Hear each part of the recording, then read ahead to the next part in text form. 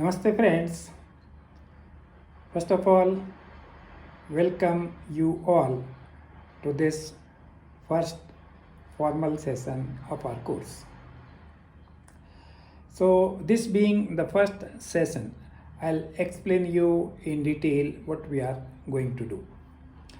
So we'll discuss something about our ancient texts.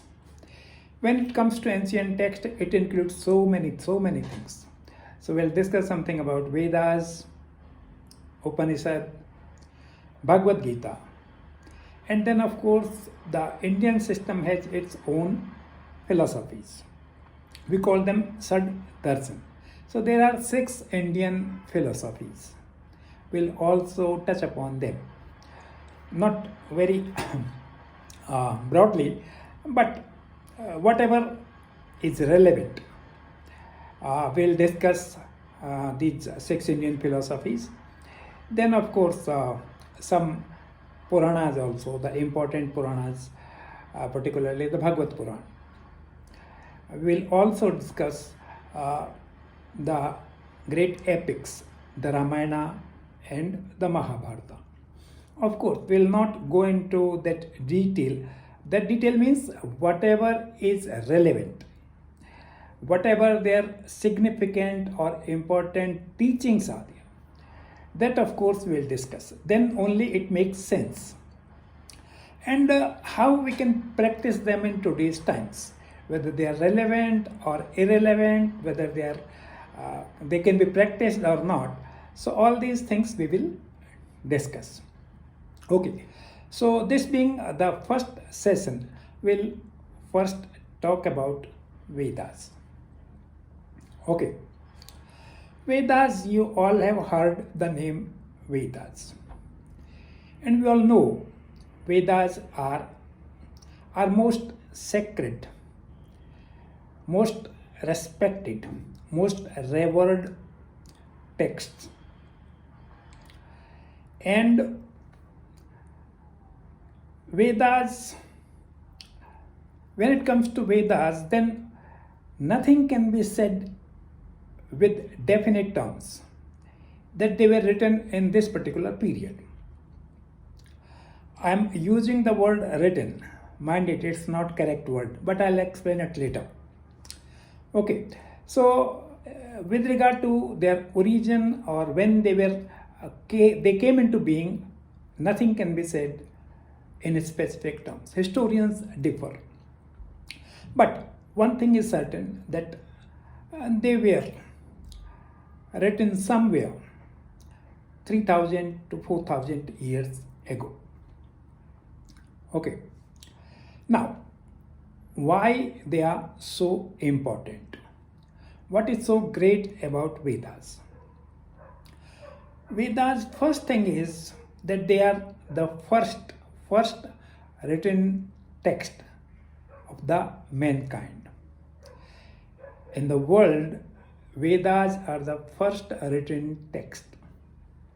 All things came afterwards. So that's a very significant point. Our written text journey starts from Vedas, of the mankind, not of India, of the entire world. Okay. Second, when it comes to contents part of it, it is said that whatever is there in this universe, all things under the sun, they are included, they are contained in Vedas. They are all encompassing. There is nothing which is not there in Vedas. Okay. Now, when it comes to etymology, what does this term Veda indicate, or what is its origin? So Veda, the root Sanskrit word from which Veda has come, the root Sanskrit word is vid, V-I-D, vid. Vid means to know. And from vid, the term came Vedas. So Vedas literally means knowledge. So they are the knowledge part of our text.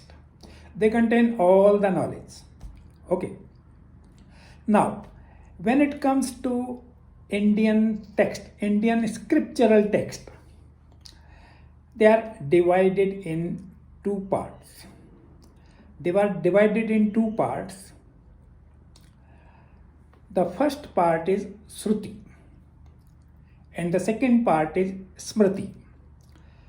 The Shruti. Shruti means that which was heard. Shruti means that which was heard. And Smriti means that is what is remembered. So Vedas, it is believed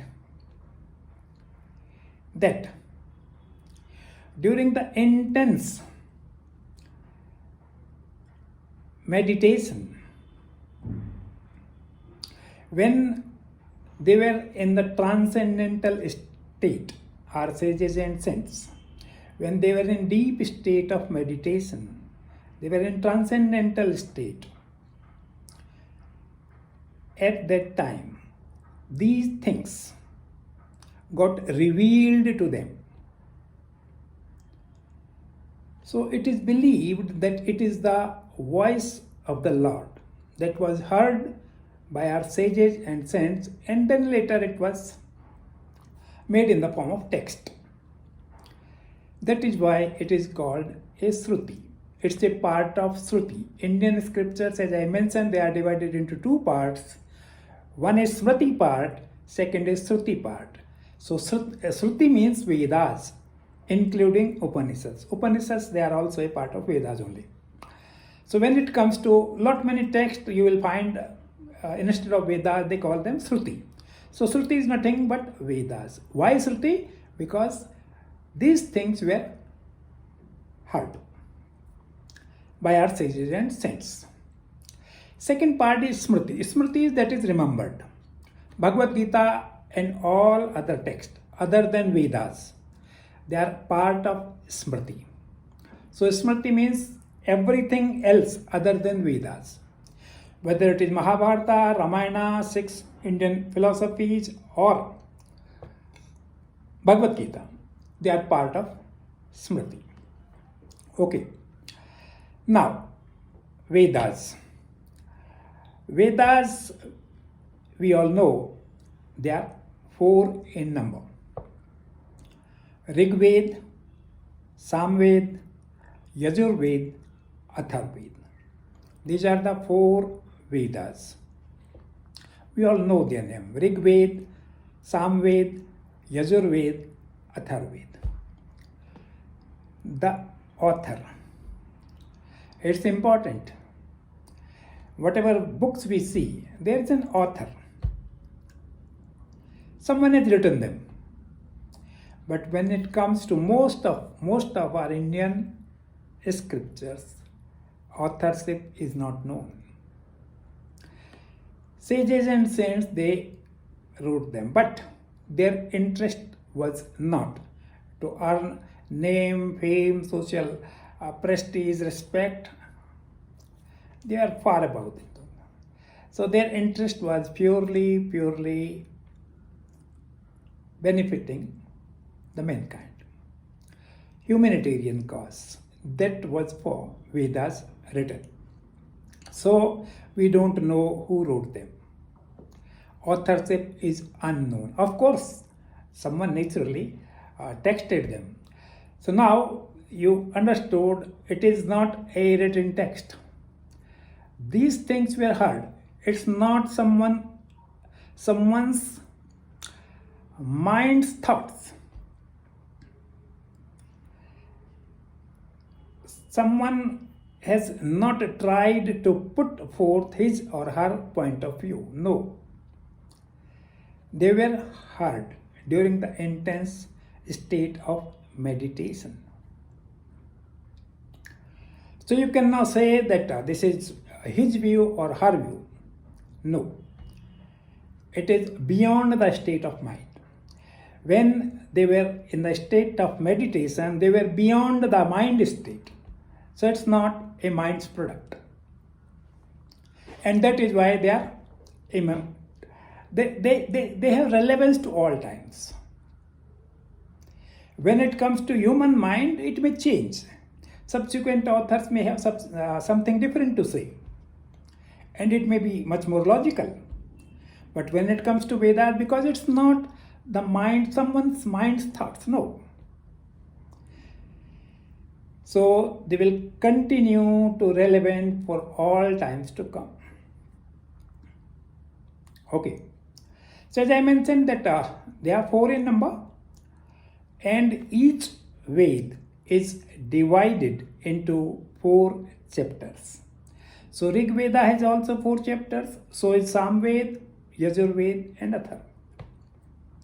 So these 4 chapters are, first chapter is Samhita.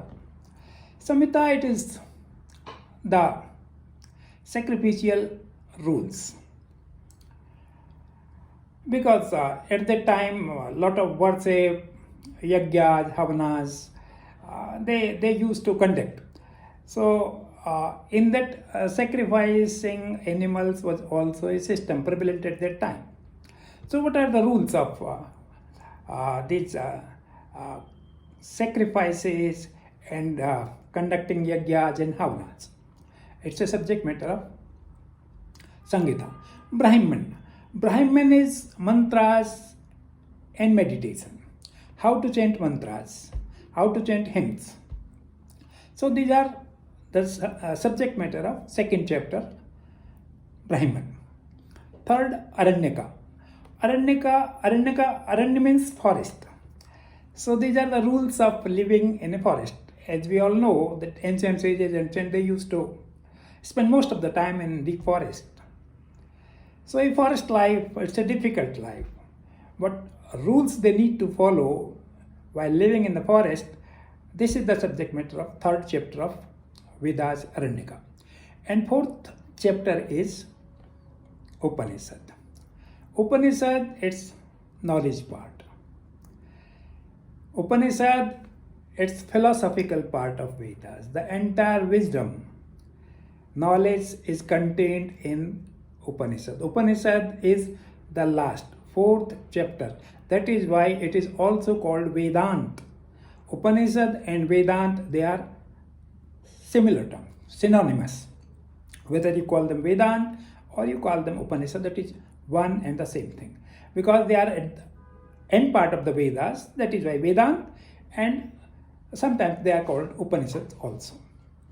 Okay, so Upanishad, they contain the knowledge of self-realization. How to attain self-realization, that is philosophical part, and Upanishads discuss that. So these are the preliminary information about Vedas. Okay. Now, for important thing for us is Upanishads, because they are mines of knowledge. They contain all the philosophical knowledge, not only the philosophical, but how to live life, a satisfying, fulfilling, meaningful, purposeful life. That we'll discuss in Upanishads. Wonderful knowledge.